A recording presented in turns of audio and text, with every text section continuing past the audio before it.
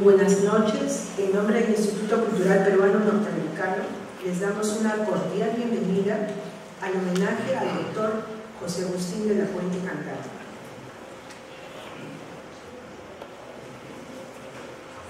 Para este homenaje vamos a invitar al señor Roberto Joide, presidente del Consejo Directivo del IGNA, para dar las palabras de bienvenida.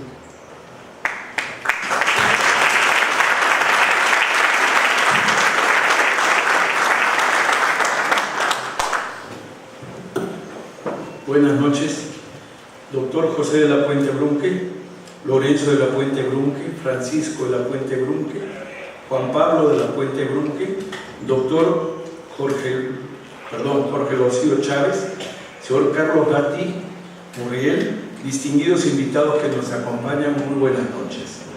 En representación del Consejo Directivo del Instituto Cultural Peruano Norteamericano IGNA, les quiero dar la bienvenida a la ceremonia en homenaje al doctor José Agustín de la Puente Candamo, historiador, abogado, catedrático universitario y genealogista cuya labor en el campo de la historiografía es inconmensurable.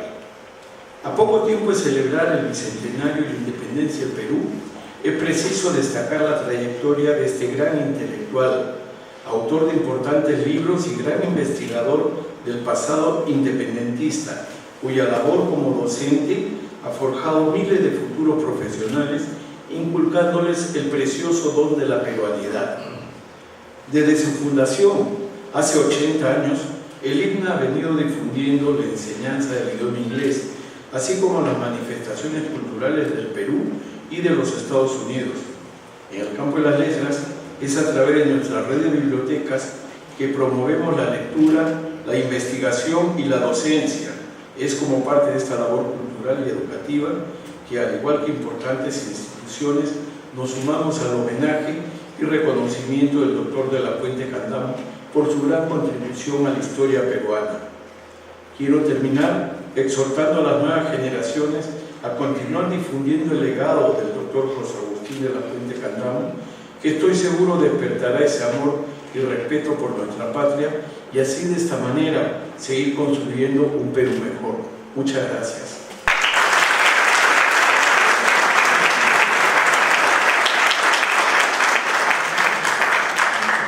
Muchas gracias, señor Roberto Joide. Ahora invitamos al doctor Jorge Locío, director del Instituto Rivabuelo de la Pontificia Universidad Católica, quien va a realizar una semblanza del doctor José Agustín de la Puente Candamo. Permítanme leer la hoja de vida del doctor Jorge Locío Chávez. Él es PhD por la Universidad de Manchester en Inglaterra, se ha especializado en la historia de la ciencia y la salud latinoamericana.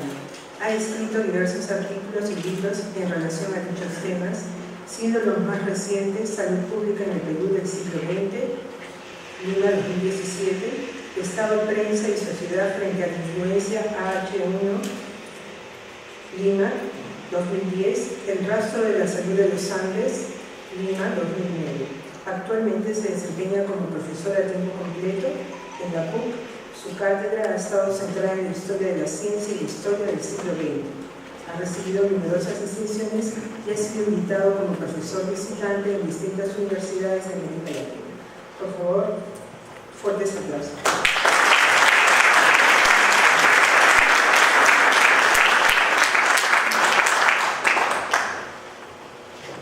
Bueno, en primer lugar agradecer la oportunidad de estar acá.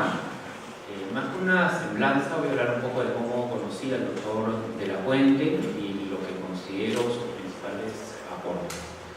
Yo conocí al doctor de la Puente en el año 94, durante el curso de Historia del Perú 2, que se dictaba en Estudios Generales de Derecho. Recuerdo que en ese momento yo pasaba como por una etapa de confusión, porque no sabía bien qué quería estudiar.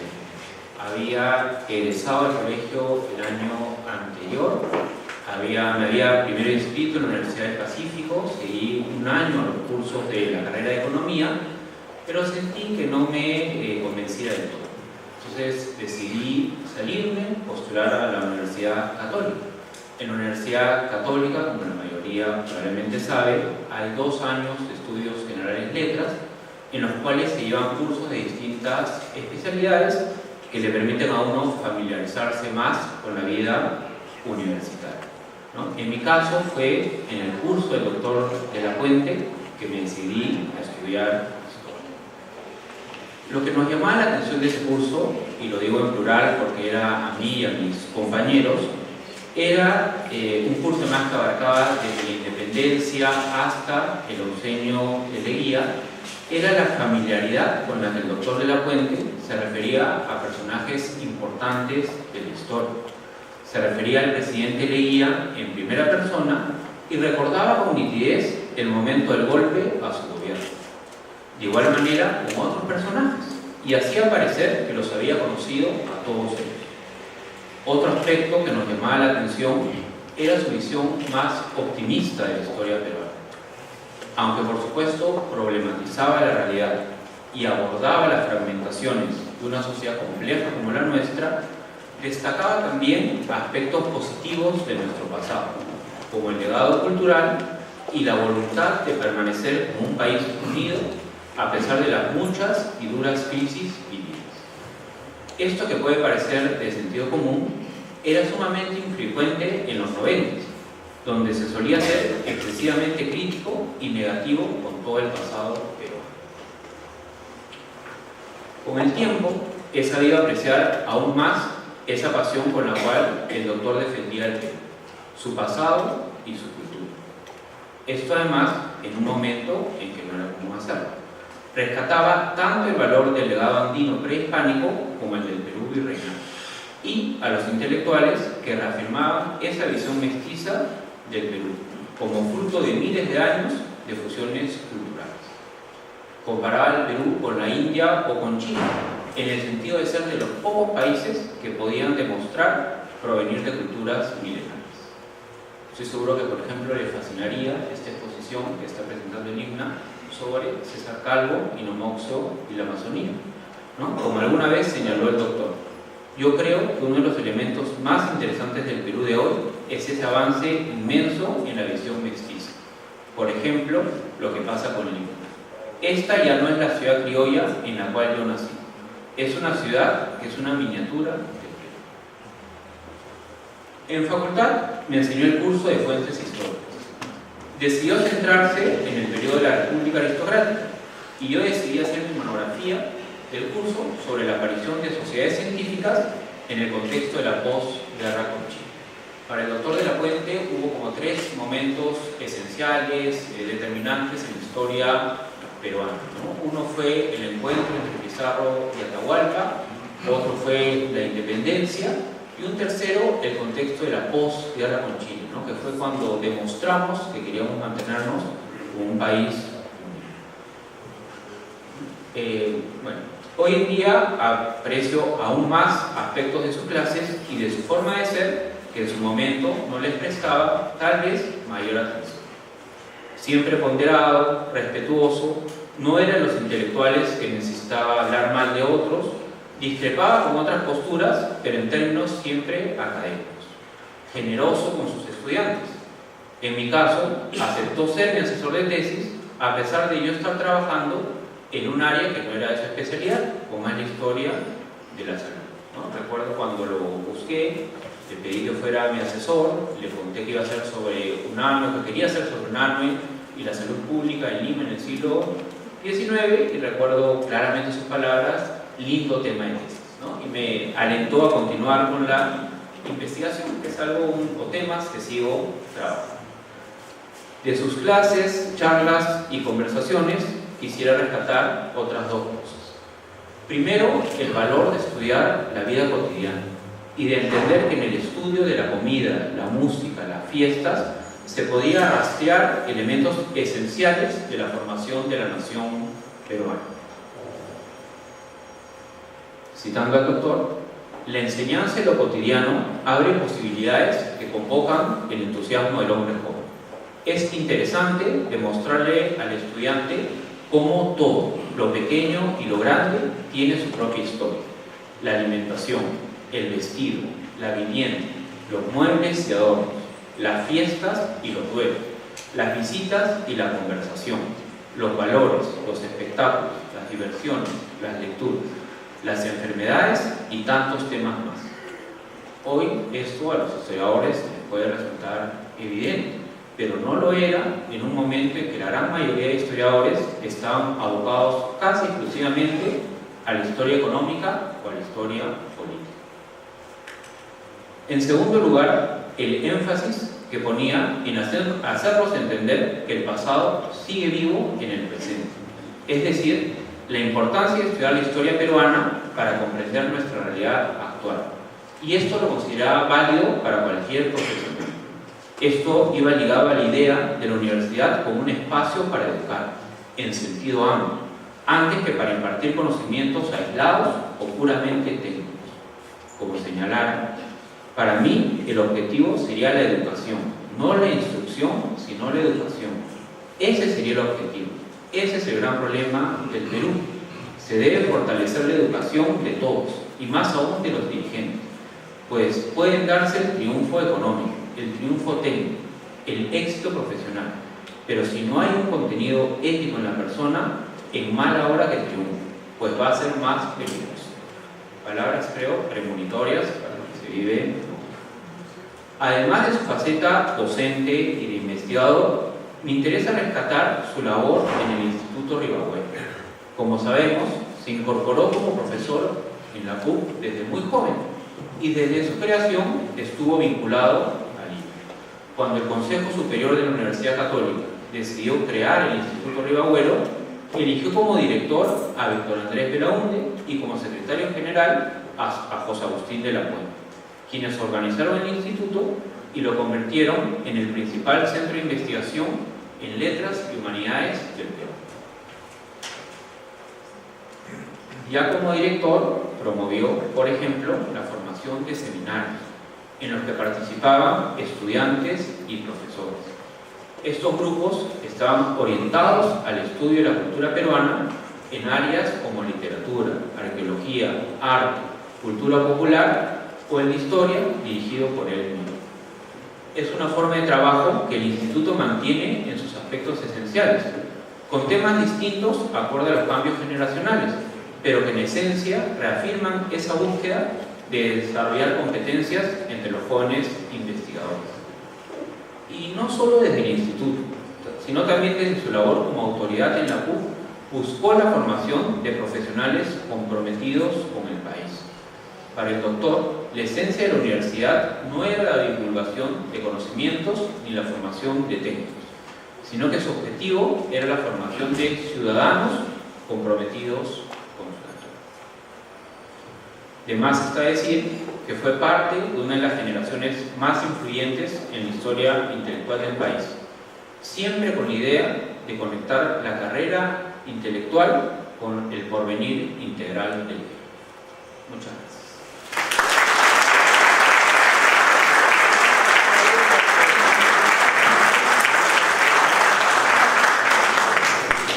Muchas gracias, señor Cortiloso.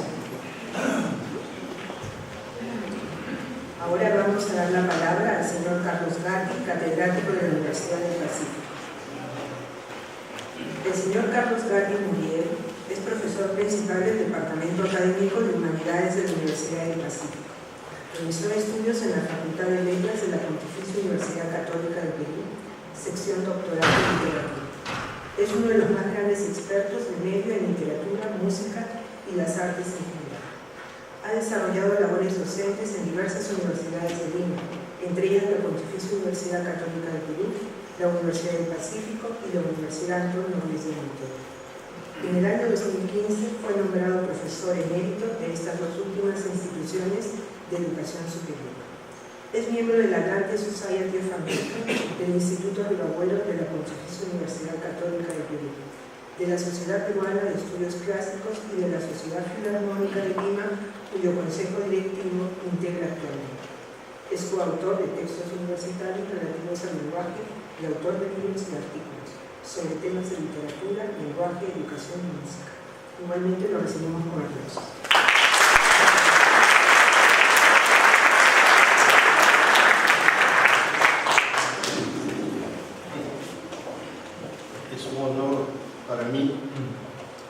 encontrarme esta noche con ustedes, amables y selectos asistentes, en el acto de homenaje a un distinguido historiador y hombre de letras, el doctor José Agustín de la Puente, cuya vida ha estado destinada al servicio del Perú, de la Iglesia y a la formación de nuevas generaciones de personas identificadas con altos valores cívicos y éticos. Deseo empezar mi intervención recordando unas ideas que me suscitó hace unas décadas la lectura de un ensayo que el gran músico Arnold Schoenberg escribió sobre Gustav Mahler, otro notable compositor. Cito un pasaje de tal autor. Comillas. Nuestra pasión por el objeto venerado debe inflamarnos hasta tal punto que cada uno que a nosotros se acerque se vea contagiado de esa llama, consumido por el mismo ardor y rinda culto al mismo fuego que para nosotros es sagrado.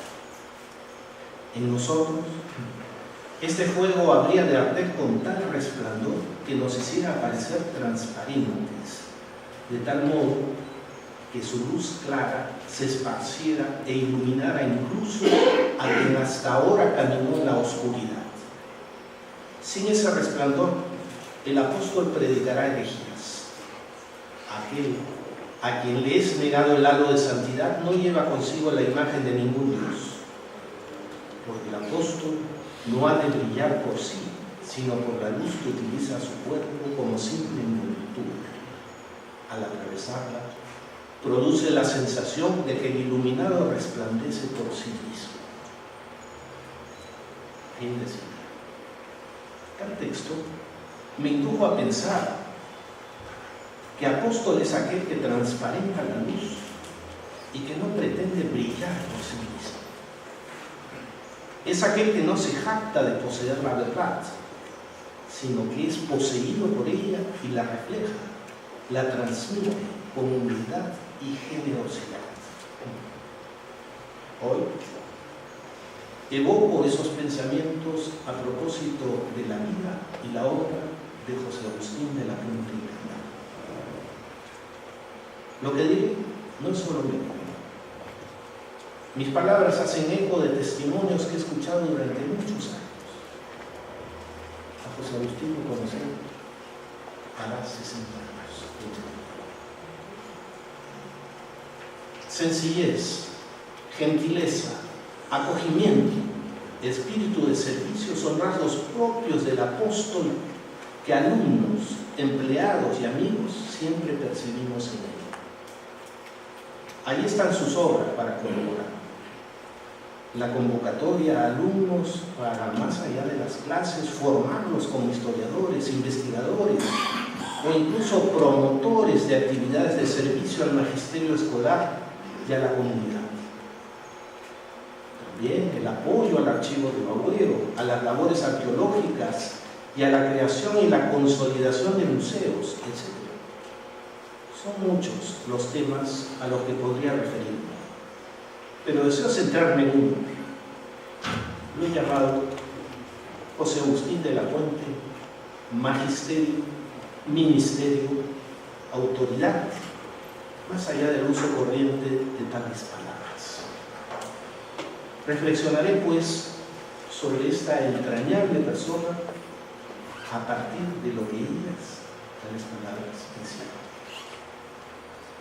Si bien el doctor de la Puente y yo nos educamos con los padres franceses del Colegio Sagrados Corazones La Recoleta, deseo recurrir a un concepto de la formación jesuita para iniciar mis referencias a la personalidad y la función de nuestro ilustre homenajeado. Me refiero al concepto de magis, clave dentro de la espiritualidad de San Ignacio de Loyola. De la palabra latina magis, adverbio de cantidad, traducible por más, pero distinto de plus, que indica solo acumulación y no crecimiento personal. De esta palabra latina magis derivan las palabras magister, y por cierto maestro. Se trata de términos que aluden a un proceso de crecimiento de la persona, ir a más, la que inspirada en el amor a Dios no crece a solas, sino en el servicio al prójimo. Así, el que se abaja, el que sabe hacerse pequeño y actúa como siervo, ministro o ministro, eso significa siervo. Ojalá lo entendieran muchos. Sirviendo hace crecer a otros y crece él mismo. El término latino minister y en consecuencia ministro son palabras que vienen de minus, menos. Para ser magister hay que saber hacerse ministro, es decir, menos. El maestro busca el magis y para lograrlo debe hacerse minus. José Agustín de la Puente supo ser maestro y ministro.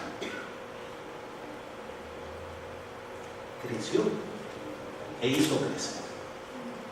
O tal vez mejor, haciendo crecer a otros mediante su servicio, su ministerio, se convirtió en maestro, ejerció el magisterio.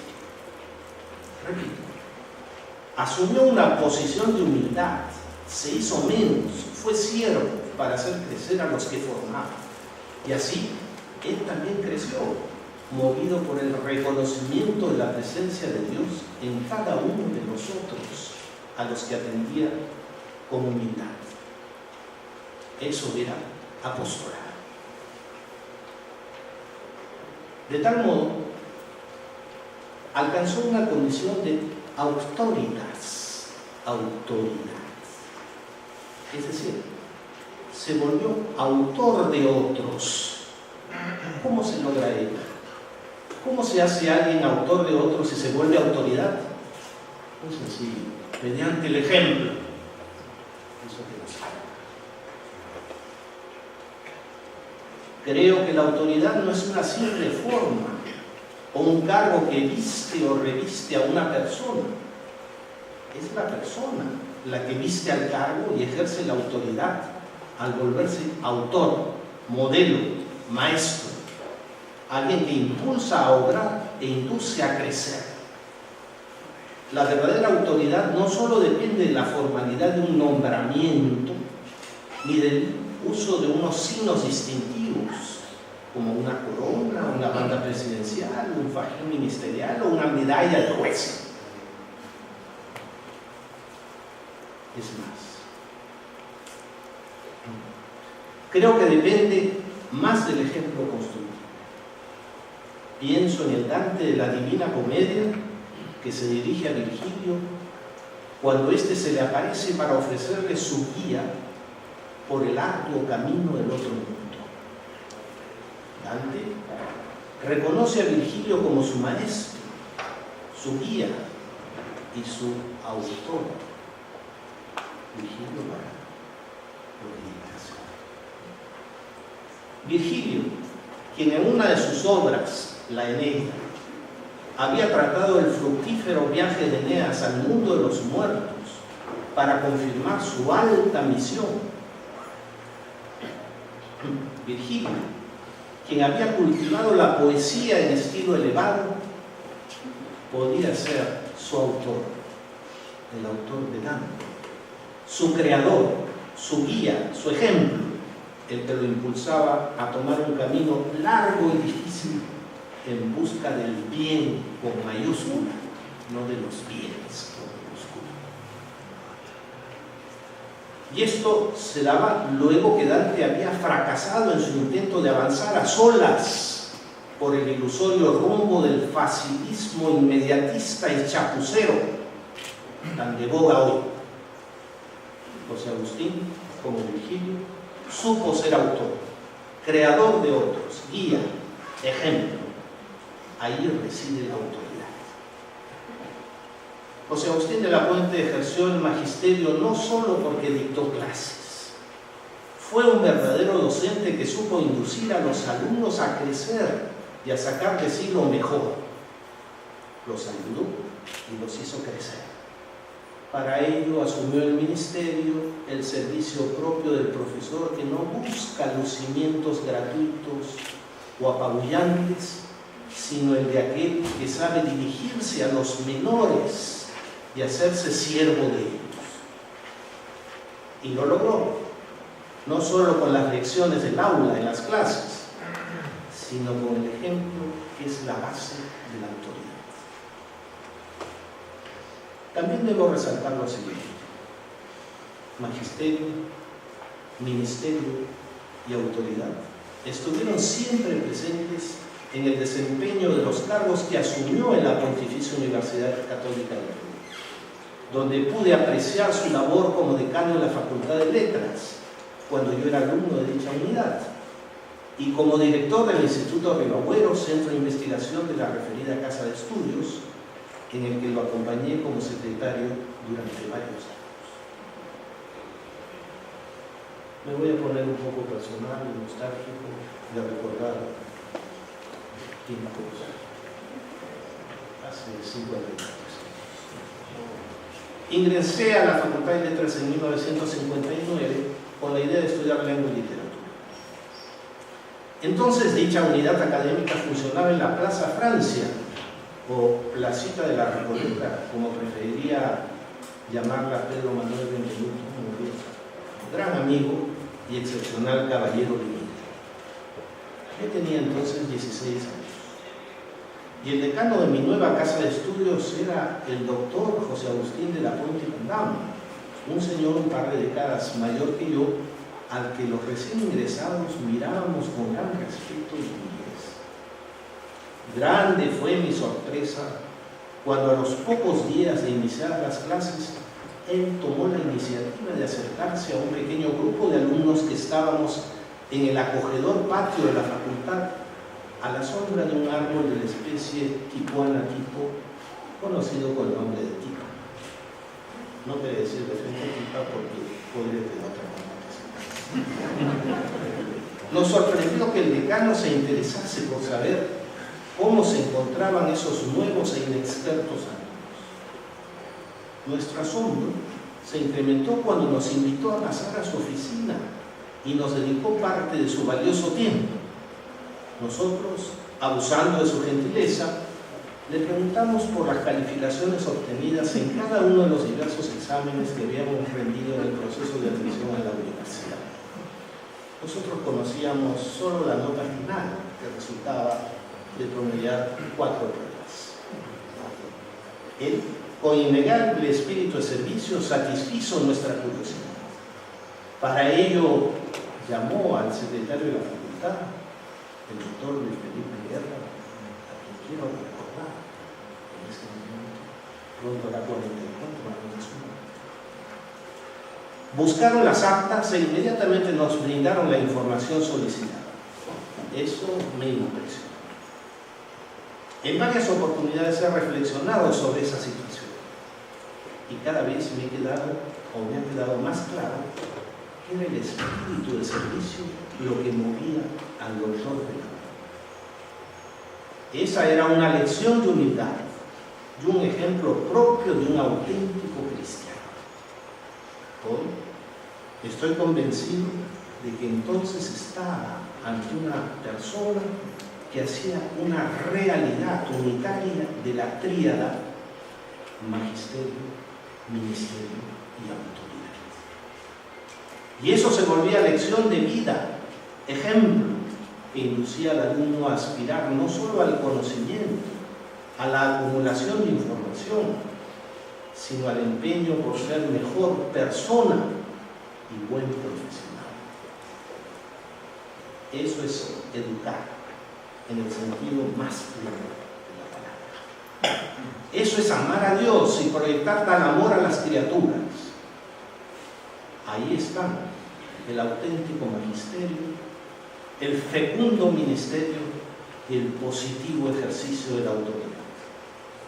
Allí se hacía transparente, se daba la condición de profeta la condición de apóstol, de la fe, la esperanza y la fe. José Agustín, el decano de la Facultad de Letras, siempre supo mantener el contacto con los alumnos y estar a su disposición, aunque estos fueran los adolescentes del primer año de estudios. En ese marco, recuerdo sus lecciones de orientaciones en la asignatura llamada entonces Lecturas, la cual preparaba para una efectiva vida académica mediante el desarrollo de la capacidad analítica y del espíritu crítico. Eso que hoy no sabía hace 2 años.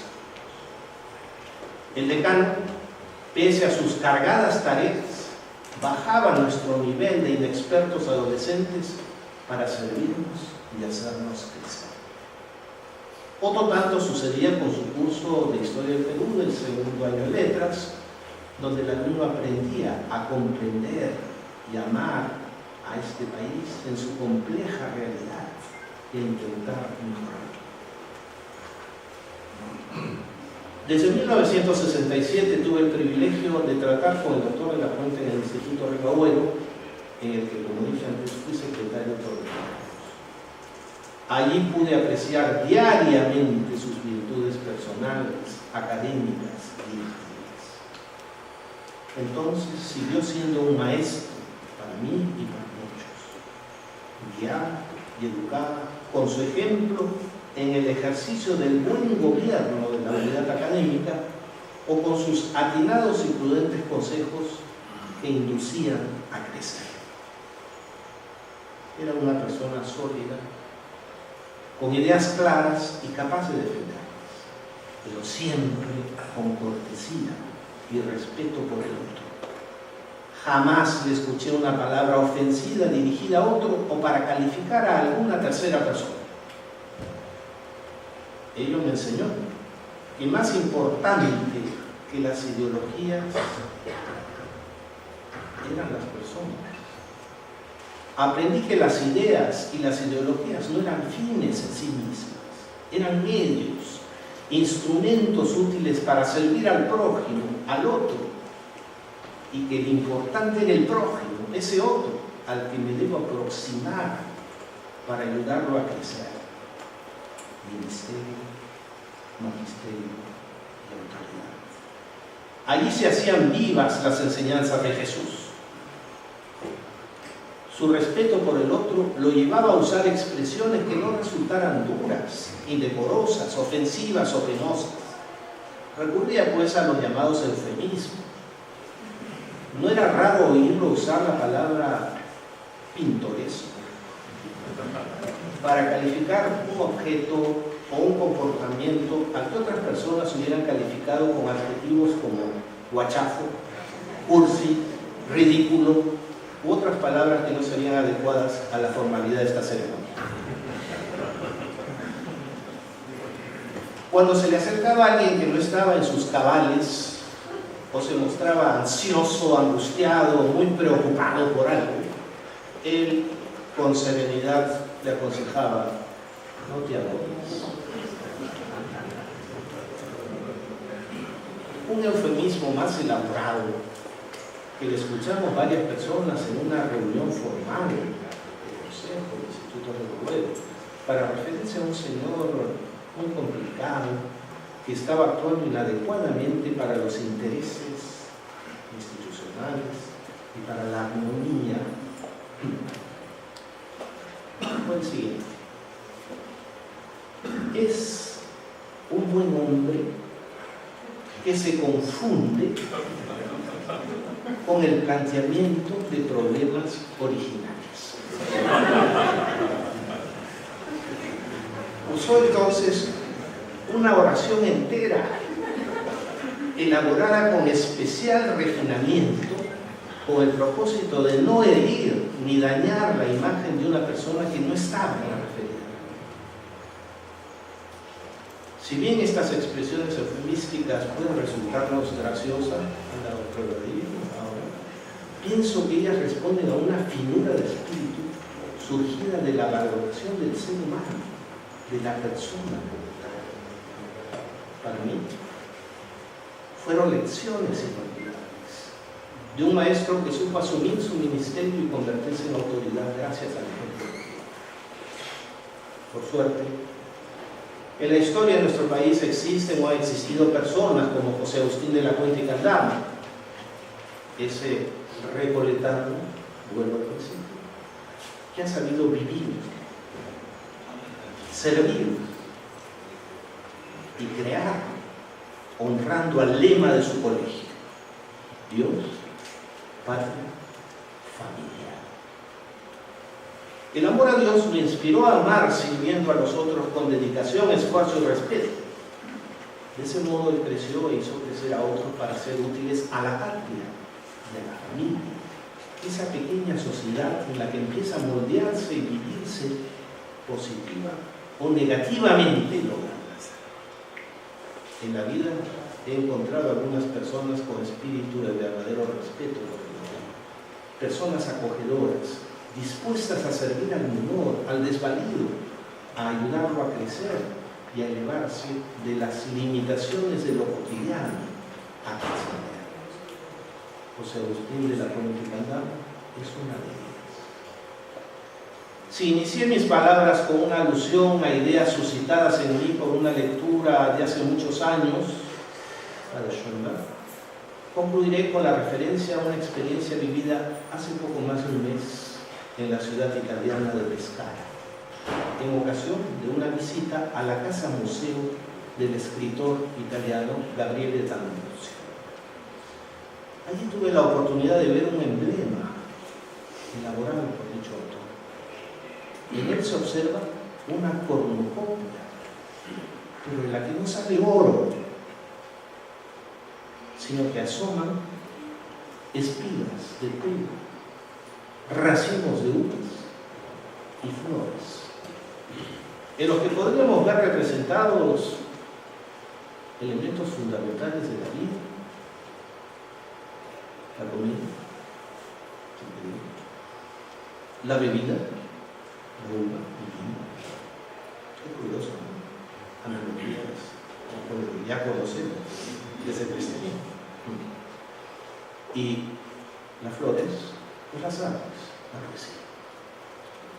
Eso que nos hace más perfumada y hermosa la vida de cada día. Además, a tal figura se superpone un lema que dice: Io ho quel che ho donato.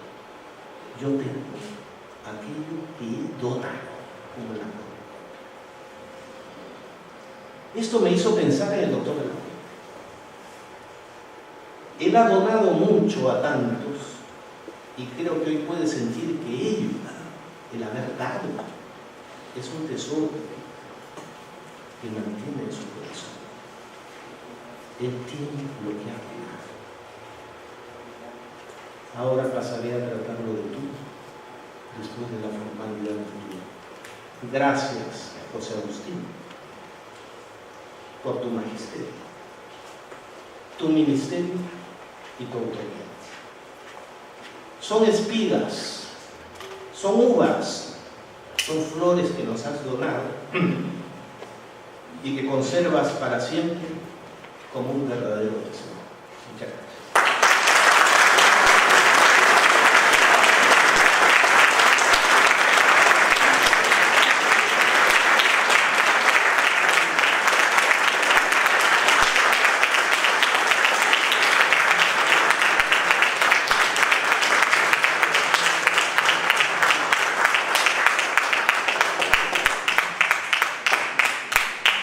Muchas gracias, señor Carlos Carrera. A continuación, proyectaremos el video Herederos de la Historia Peruana, con la participación del magíster Patricio Alvarado y del doctor Jorge Doce. Tengo que hacer una acotación.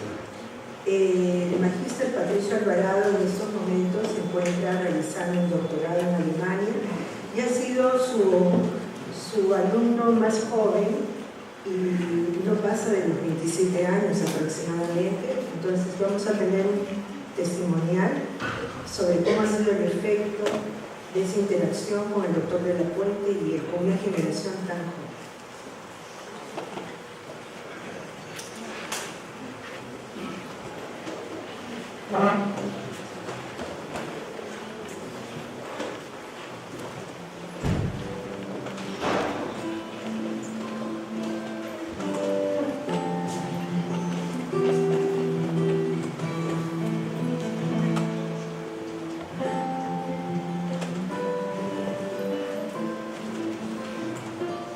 Al doctor lo conocí en Estudios Generales de Letras y para mí fue sorprendente porque yo había llevado historia en el colegio, pero me impresionaron las clases de José Agustín, ¿no? Sobre todo por ese tema vivencial, la pasión que introducía en aula. Muchas veces él contaba sus experiencias, lo que había escuchado de sus padres, de sus abuelos.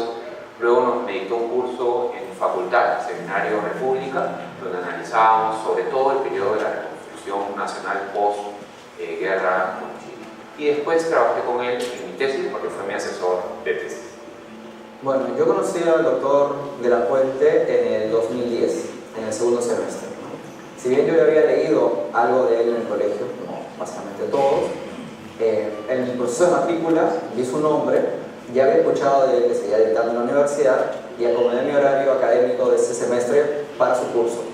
Y en ese momento empezó mi mayor interés por el periodo de la independencia, ¿no? Ese periodo que uno de los periodos en que él se ha especializado, y ahí yo empecé a leer mucho más de lo que él recomendaba para su curso, ¿no? Además del control de lectura.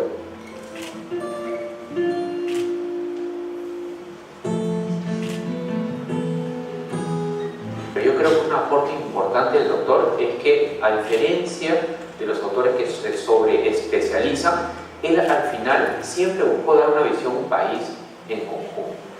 Yo creo que ese es el valor del doctor de la Puente, que tenía un mensaje más allá de la obra específica o del personaje específico, que era entender y apreciar e identificarnos con el Perú.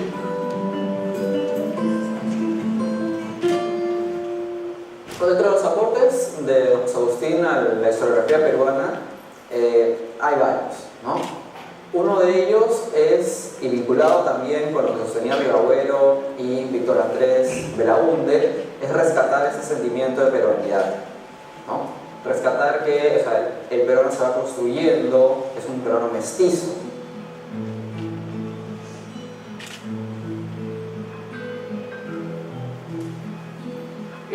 Un aspecto importante del doctor de la Puente es que él explicaba que la historia era relevante para cualquier profesión, ¿no? Porque la historia se vivía en la vida cotidiana, ¿no? Que el pasado estaba en nuestro presente y que para cualquier profesión, para nuestra vida en general, conocer de la historia peruana era necesario y relevante.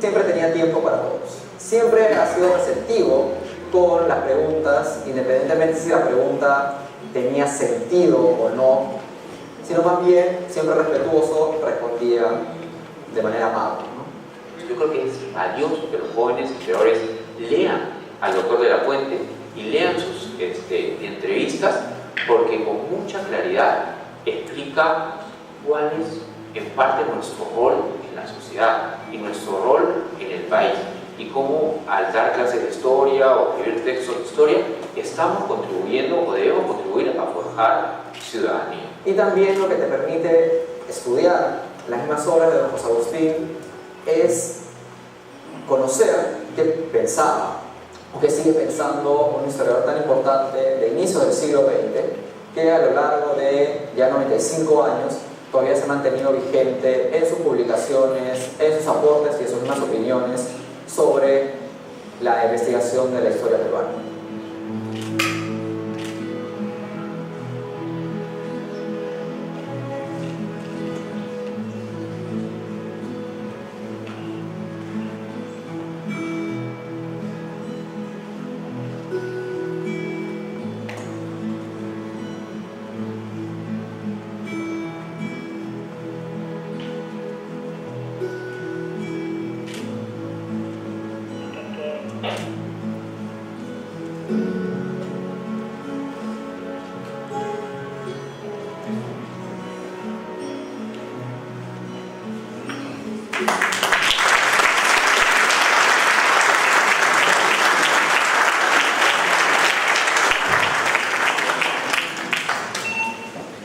Vamos a invitar a la señora Rosa María Paz Jordán y al señor Roberto Foyle, quienes harán entrega del plato recordatorio en homenaje al doctor José Agustín de la Puente Cantán por parte del Instituto Cultural Peruano de México.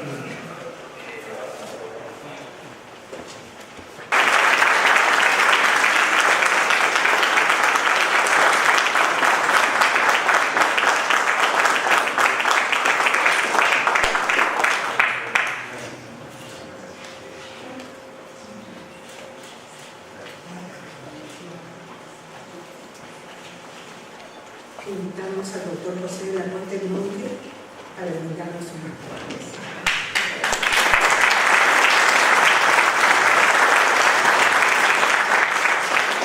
Muchas gracias. Muy buenas noches. Debo decir en nombre de mi madre que presente, mis hermanos que también están aquí, y de mi padre, por supuesto, que lamentablemente por razones de salud no puede estar presente. Estamos todos realmente muy agradecidos y muy emocionados por este homenaje.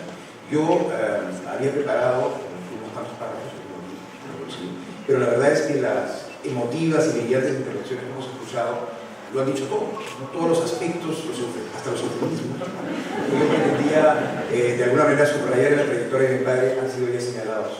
Y además ha sido muy bonito escuchar a un representante de la generación mayor de discípulos de mi padre. Lamentablemente los de la mayor ya no están con nosotros, fatalmente, ¿no?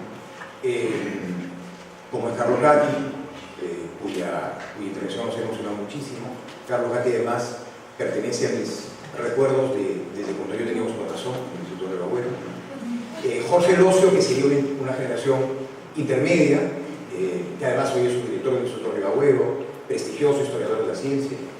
Y Patricio Alvarado, que es un jovencísimo historiador cuya tesis de licenciatura fue sustentada, si no recuerdo mal, en 2014 o 2015, y yo estuve presente en ese acto, que fue la última tesis que mi padre asesoró, ¿no? Después de 68 años de ser profesor en la universidad, ¿no? Entonces, y creo que los testimonios de los tres hacen ver efectivamente esas categorías de magisterio, ministerio y autoridad que mi padre ha representado. Mi padre siempre decía que detrás de un currículum siempre hay una persona.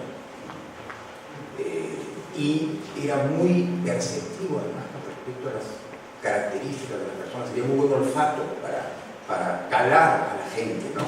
Y realmente, en fin, repito, nos ha emocionado mucho el acto y sobre todo agradezco muchísimo al Instituto Cultural Peruano Norteamericano. Para nosotros ha sido una sorpresa realmente gratísima la iniciativa que tuvieron. Debo decir que este acto se pensó para el año pasado, por diversas razones atribuibles a nosotros, se tuvo que postergar y realmente han organizado el acto con todo detalle y estamos realmente muy emocionados y muy agradecidos.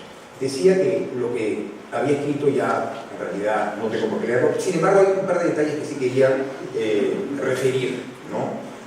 Porque realmente, como digo, las palabras de Jorge, de Carlos, de Jorge y de Patricio han puesto de manifiesto lo que fue la mayor vocación de mi padre, la docencia, ¿no? Que él ejerció, como digo, durante 68 años su boleta de pago. Él se jubiló en julio del año 2015 y su boleta de pago ponía la fecha del 1 de abril de 1947, 68 años ininterrumpidos, lo cual sin duda es un récord, ¿no?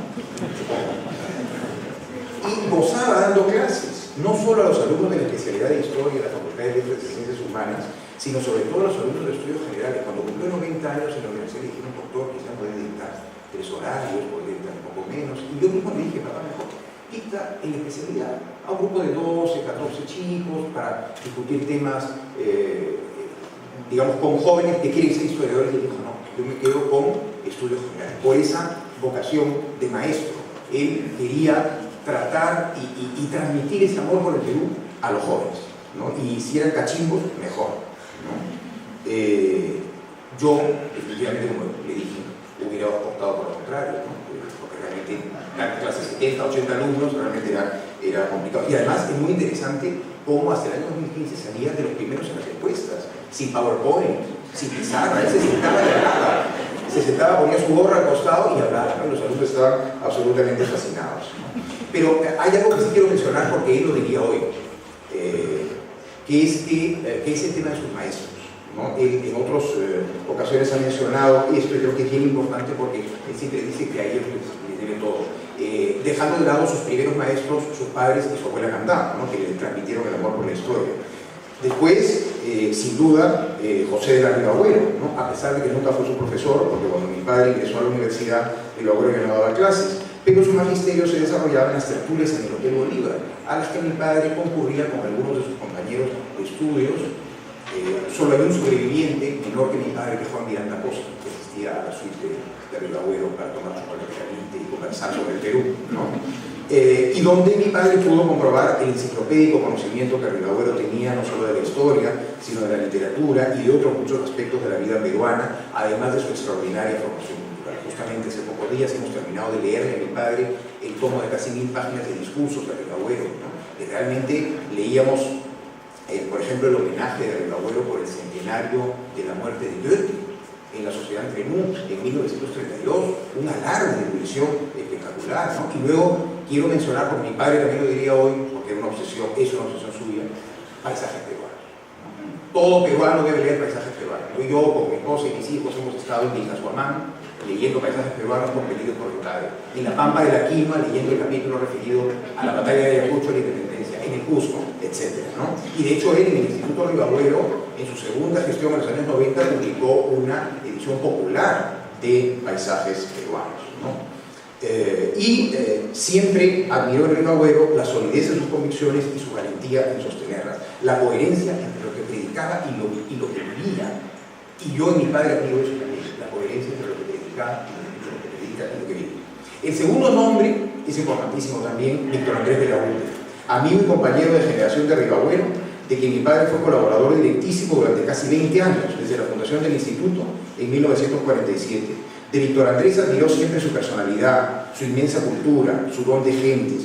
Mi padre siempre contaba que Víctor Andrés podía molestarse con alguna persona eventualmente, pero al día siguiente ya lo tenía todo olvidado. Era persona, decía, de sangre ligera. A su lado lo ayudó a sacar adelante el Instituto Ribagüero y llegó a ganarse su confianza de tal modo que en sus frecuentes viajes a Nueva York para atender sus labores en las Naciones Unidas, Víctor Andrés de la Unde le dejaba a mi padre papeles firmados en blanco para lo que se necesitara. En cuanto a su carrera académica, hay otro nombre muy importante, y en cuanto a sus tareas de investigación, que es el padre Rubén Vargas Ugarte, que fue su maestro directo y quien además fue el que lo invitó para que fuera profesor en la universidad en abril de 1947, lo cual tomó a mi padre de sorpresa, ya que no estaba entre sus planes dedicarse a la docencia.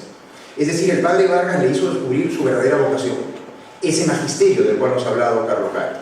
Mi padre siempre recuerda con gratitud cómo el padre Vargas llegó a acompañarlo al archivo para revisar personalmente junto con él la documentación pertinente para su tesis, para enseñarle a fichar, entre otras técnicas de investigación.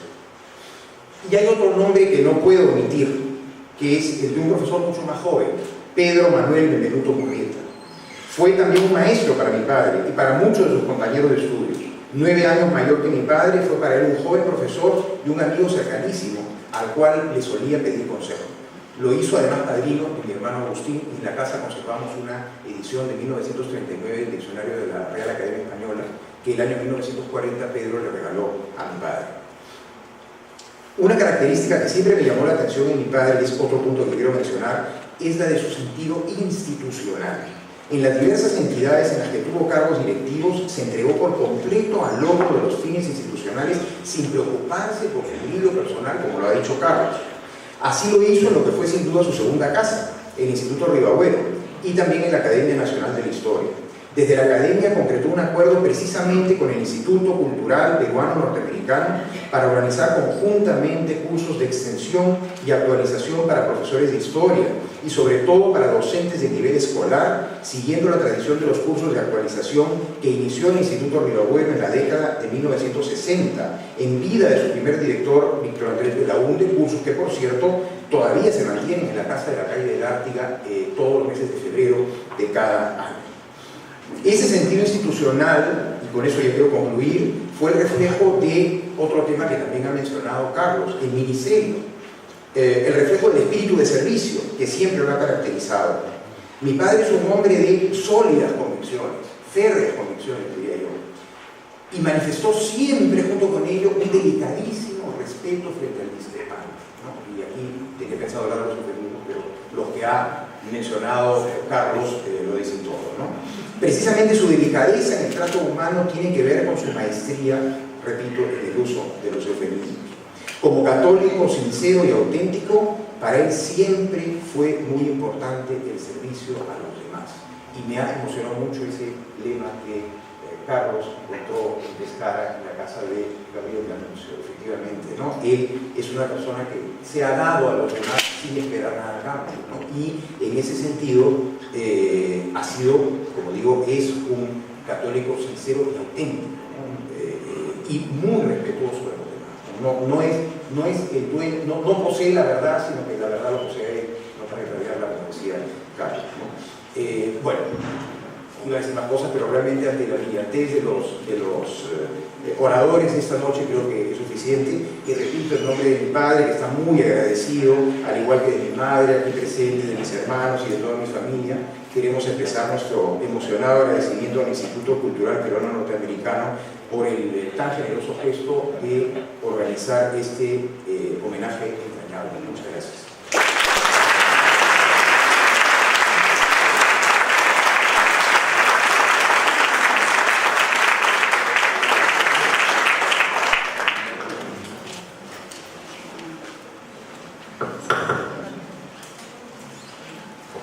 Queremos agradecer esta noche las intervenciones del señor Carlos Gatti, del doctor Jorge Rocio, y queremos agradecer la presencia de cada uno de ustedes a este acto tan emotivo y tan importante, que es una de nuestras actividades programadas por el 80 aniversario de nuestra institución.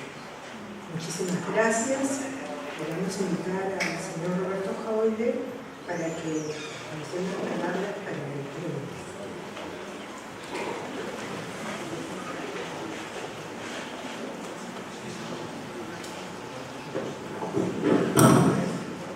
Bueno, en realidad más palabras, creo que haría de más lo que yo pueda añadir frente a lo que hemos escuchado. Agradecer a la familia, señora, que se mejore, doctor, ¿no? Y más que nada agradecer la presencia de todos en nombre del instituto, e invitarlos a un brindis para la salud del doctor de la Puente y sobre todo la salud de todos ustedes. Gracias por asistir en nombre del instituto.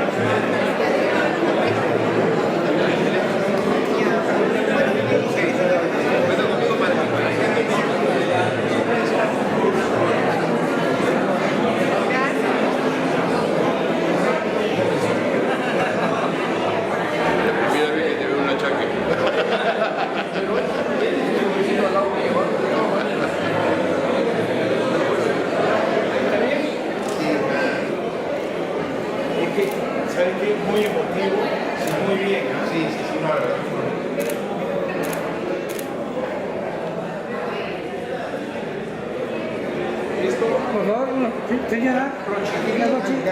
Muy bien. Gracias. Ok, gracias.